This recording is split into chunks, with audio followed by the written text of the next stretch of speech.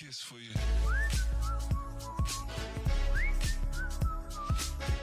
All right, welcome back to Out of Context, a series where we look at products from an out of context perspective to see if they succeed to a normal consumer. Pretty much the premise is that, was this product overhyped? Does it actually work the way that you think it does? And all that. A good example is when Apple released their M series silicon for their new laptops. I can just hand this to someone, right? I don't have to explain the context surrounding it, relating to software compatibility and battery life and the architecture around it, because no one cares about that. I can just hand them this laptop and they'll be like, oh wow, it's great, look at how good the battery life is and look at how well it runs, right? And they don't have to think about any of the context surrounding the product. I would say in this capacity, something like Apple Series Silicon succeeds because I don't have to go in and explain everything. On the flip side, something like Siri or the AI assistants do not succeed because I have to come in there with a giant list of all the stuff that you can do with it and explain to them, oh, Siri can now do stuff based on context. Siri can now generate images for you. Siri can now look things up in a more natural way, right? Those things are not intuitive and inherent to the product, and so I have to go in and tell them about that, right? In that case, that product fails. So hopefully I explained that well enough. Today we're looking at and trying to understand the Fitbit Pixel or pretty much any fitness trackers. And the title of the video is, are fitness trackers like this a waste of time? Me personally, I'll give you the thoughts right off the bat here. I think they're a waste of time. And I primarily think they're a waste of time because of how bad they started out and how worse they have become. Fitbit started out, and I do remember this because I've had a couple Fitbit devices over the year. I believe Aura HR was the one I had. Alta HR, this thing, yeah. One of these. And this thing, at the time, was a pretty decent tracker. I didn't notice any problems with it, other than the fact that it was $180 for a tiny tracker like this, and it broke in about 2 or 3 years. The little connector here that connects the little main part to the little band here just snapped off on, I think, one or both sides, and it just didn't work anymore, right? So the biggest issue there on top of that fact was the other fact that the app they had you using was starting to take away features. And this was kind of back before it got bought by Google, where they kind of locked things like sleep tracking behind a subscription and all that.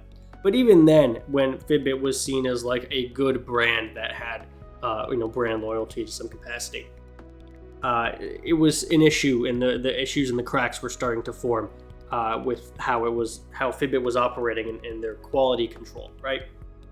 And that issues that I started to have now begin to percolate a lot farther. So as we see here, it eventually got bought out by Google, which was a way to keep Fitbit kind of active still to some capacity. However, when that started, they started more aggressively pushing the Fitbit Premium thing. They still have their own app, but now in order to get things like sleep tracking, you have to and are forced to kind of pay their monthly subscription to get access to sleep stuff. They did, however, as you see by the price here, they did lower a lot of the prices on some items, which is good. So instead of the Fitbit Alta here being $180, which I did pay for it, it went down to like $100 here. And some of the other ones here, are less money. The Charge 6 is $120. The Inspire is less than $100 currently. But also, I guess important to note, while they did lower prices for the bands themselves, they also substantially reduced the amount of options. There used to be an Inspire and a Charge, which were the smaller ones, and then they had the kind of bigger Sense models, the Fitbit Sense models, and the larger Charge models, and then they had, I think, 3 other ones. So they had like 8 or 9 different products. Now they're basically just down to 2 products. So, well, that Google transition did help in terms of allowing them to lower the price on some stuff and consolidate. It did affect the fact that, there's just less Fitbits to be able to look at, generally speaking, right? And there's less sort of reason to buy a Fitbit overall. But that's kind of where you start kind of understanding the timeline here, is you go from stuff like the Alta, which I had before, right? Which is a small, relatively affordable stuff, but with a lot of quality control issues, right? And then you go, okay, so gets bought by Google, and then it starts to condense into smaller products with less margins for price. And then it starts more aggressively increasing the Fitbit app, which still exists for premium things like sleep. So then you have to ask yourself, okay, with all this consolidation, all this changing, what is there still a reason to buy Fitbit for, right?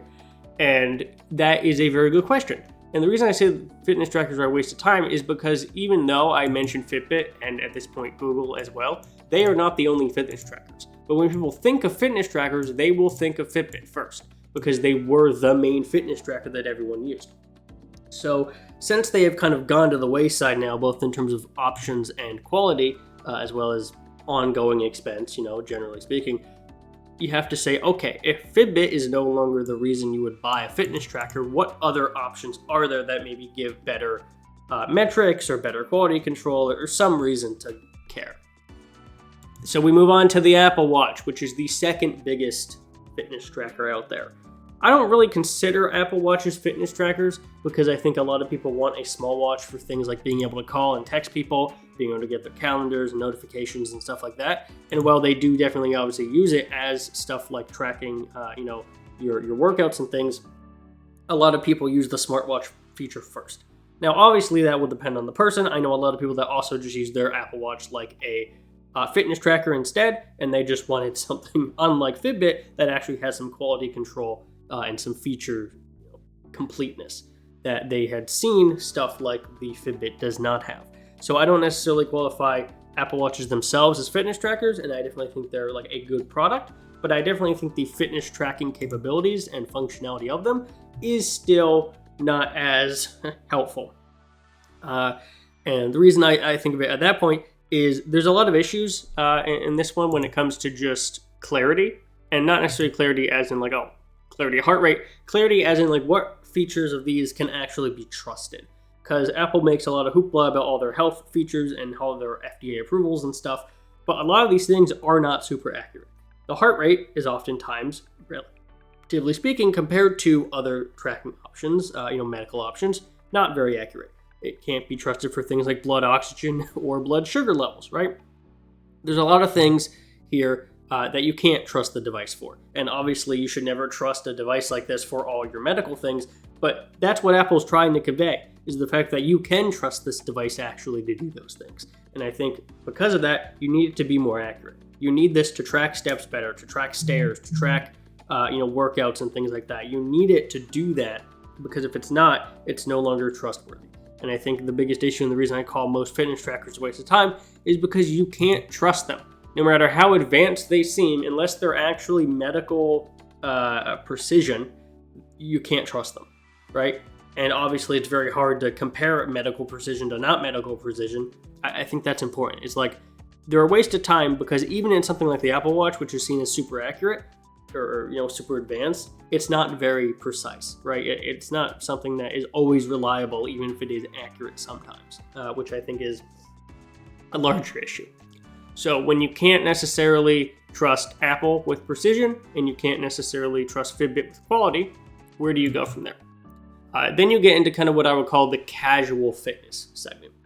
And the casual fitness segment is also a waste of time, but it's a lot less of an issue compared to Fitbit because it's a lot less of an investment, right? Apple and Fitbit say, hey, invest in fitness and fitness tracking and it will be a certain way. These more casual fitness bands are like, you just want a fitness band for your kid that's like $50 so they can track their heart rate or whatever, here you go, These are a lot lower stakes in terms of concern over like getting an Apple Watch to track your health or something like that. These are a lot lower stakes and a lot more casual, which I think is definitely a good step in the right direction. But I also wouldn't necessarily say these are worth it unless you're just interest, right? Casual interest in tracking your heart rate and your steps and your calories theoretically, right? But I would not use these devices as any longer term solution to track things like your blood oxygen level or your heart rate irregularity or stuff like that. These are definitely good devices for what they are, but they are not like as precise as you would want them to be for larger scale operations. The reason I kind of mention all this is because this has become an extremely large industry. Fitness tracker sales, right? We go on industry sales. We go on like sales metrics and stuff, right? Like Fortune Business Insights. And we look at it and we look at all the numbers and metrics and stuff. And we look at this crazy amount of growth. 62 billion, 72 billion, projected at 300 billion. Applications obviously running, smartwatches, distribution channels. $25 billion in 2023, $29 billion used just in North America alone. This is a large industry. And oftentimes it's a large industry built on the idea and the hope that these things are as accurate as possible, when oftentimes they're not. And I'm not saying the accuracy of these things is a be-all, end-all. I am saying, however, that the craze that people get into with buying an Apple Watch for the health stuff or buying these trackers, these expensive trackers, is not really warranted considering what they actually offer, And again, out of context, we're trying to see if I just handed someone an Apple Watch, would they be excited? And here's the problem. I have to say yes. I have to say if I handed someone an Apple Watch Series 11, which I'm pretty sure just came out, right?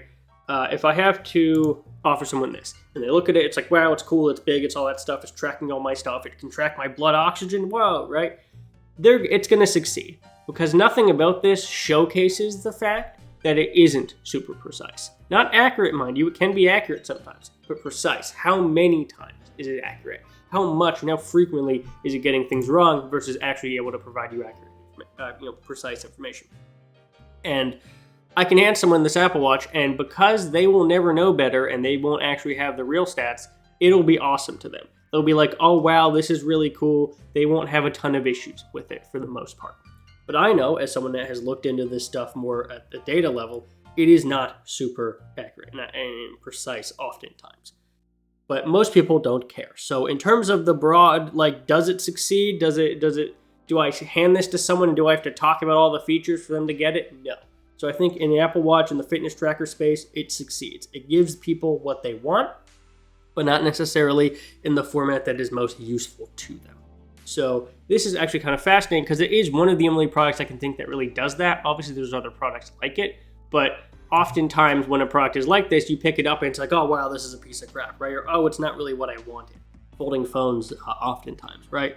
And so fitness trackers here is really one where you could pretty much just lie, and as long as it looks accurate enough, people will be impressed by it, for the most part. So while I think that fitness trackers, broadly speaking, are a waste of time, they do succeed, in the given context of the series, which is we're trying to figure out, if handing this to someone, do they enjoy it? Do they like it? Do they find it good? Do I have to explain to them all the features for them to be able to use it? The answer for that is no, right? This product does succeed because it is able to, at least to some capacity, showcase the numbers and the features that they want, regardless of maybe how accurate it is. So that's just something I wanted to look at here because I was thinking about, where Fitbit has gone recently in terms of, the things it's doing, the increases in the Fitbit app price, the quality control issues. And I was trying to figure out, what does this really mean? I'm seeing a lot of people really like their fitness trackers, but I also know that oftentimes they're very inaccurate. So I kind of wanted to examine the fact that, while they may be inaccurate, they aren't really affecting people's willingness to buy them. And I think that they kind of should. They should be looking at, hey, how accurate is this? How good is the data that I'm getting of this? Can I trust this data? And I don't think oftentimes you can. Not to say you can never trust the data, but a lot of companies, especially Apple, are showcasing it, like the fact that you can trust this data with your life. I don't think that's super correct, and that is the correct way to go about it. So if you thought this analysis was interesting and you want to see more stuff like this on the channel, make sure to like, subscribe, do all that, and I'll see everyone in the next video.